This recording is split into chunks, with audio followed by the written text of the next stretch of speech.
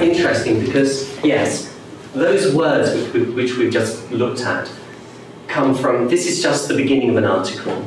And I have to say also that all of those words which you've seen appear in this article, there are also a couple of other words which, for reasons which you'll see in a moment, we decided to hold back from you. One of which is actually the key word of the text.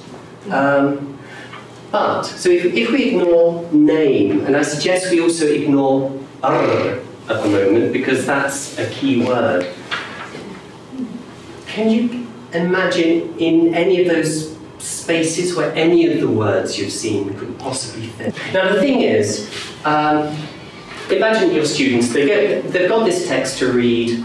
Not like that. Not like this. The If they didn't know any of those words, it would be something like this to them. However, there are key words in this which we haven't given you, and also because they would know some of those words, they would also be able to get a pretty good idea of what this text is about.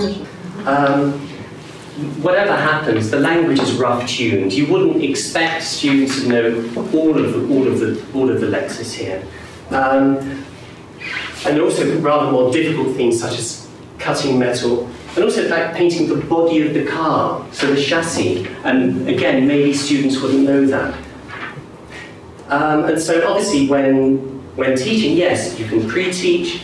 Other words will come from context. Other words you decide simply don't need teaching at this point, and they can be visited much later on.